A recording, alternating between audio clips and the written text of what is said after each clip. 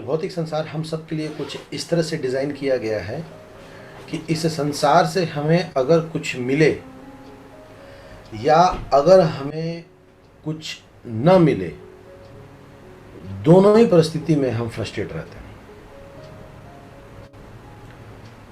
जैसे कि ध्रुव महाराज का जीवन हम देख सकते हैं।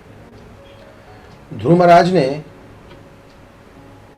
भगवान के दर्शन कर लिए और भगवान के दर्शन करने के बाद उनके अंदर चूंकि भौतिक इच्छा थी, तो भगवान ने उनको ये आशीर्वाद दिया कि आपको 36,000 साल राज्य करने का मौका मिलेगा। और यही नहीं, इतना राज करने के बावजूद जब आप शरीर छोड़ेंगे तो आपको ध्रुव लोक मिलेगा, ध्रुव तारा, पोल स्टार, वो आपको मिलेगा। और उसका भगवान प्रकट हो गए। तो जनरली बहुत खुश होना चाहिए। बहुत देखा जाए तो भाई इतने लंबे समय तक शासन करेंगे और उसके बाद भी ध्रुव लोक मिल रहा है तो क्या दिक्कत है, खुश होना चाहिए। लेकिन ध्रुव महाराज बहुत दुखी हुए। भगवान जैसे ही प्रकट हुए ना, बहुत बहुत दुखी हुए, बहुत परेशान हो गए और वो पश्चाताप करने लगे कि हाय हाय, ये मैंने क्या मांग लिया, मैंने क्या ले लिया। मैं तो कांच के टुकड़ों के लिए निकला था, मुझे तो साक्षात हीरा मिल गए थे। इस प्रकार से पश्चाताप करने लगे। तो उसी तरह हम लोग भी ना अपने अपने जीवन में अपने अपने पोल स्टार के पीछे पड़े हुए हैं।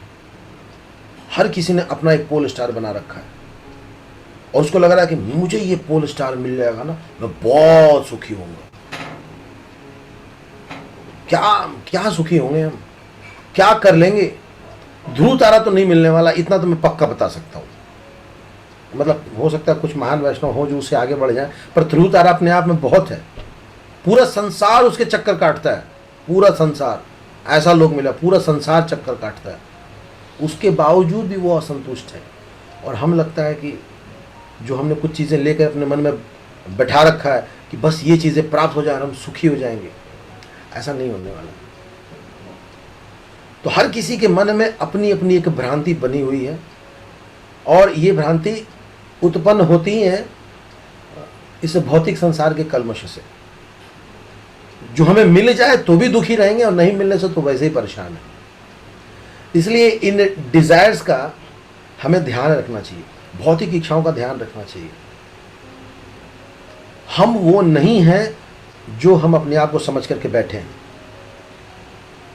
इस संसार की चीज़ें हमें आकर्षित करती हैं, बड़ी प्यारी लगती हैं, ग्लिटरिंग, ग्लैमरस, ब्यूटीफुल, पर वास्तव में वो जहरीली है, खतरनाक है, खतरनाक सांप के समान है।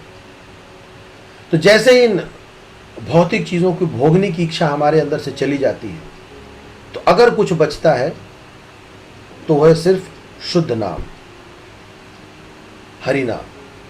तो इस संसार में जीव और भगवान का नाम, बस यही दो चीज शाश्वत है, इटर्नल, दैट्स इट। एक जीव और दूसरा भगवान का नाम, बस इन्हीं दोनों को मतलब रखना चाहिए। और बाकी जितनी भी चीजें हैं वो हमारे काम की नहीं है। तो इस चीज को हमें रियलाइज करते हुए भगवान से प्रार्थना करना चाहिए कि ना धनम न जनम न सुंदरीम कविताम वा जगदीश काम ये।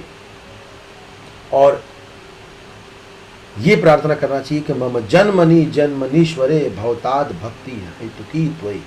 मैं जन्म जन्मांतर आपकी भक्ति करूं, मैं इस सांसारिक पोल स्टार के चक्कर में ना पड़ जाऊं, जिसको प्राप्त करने के बाद भी हम फ्रस्ट्रेट होंगे। हरिनाम प्रभु की जय, श्रील प्रभुपाद की जय।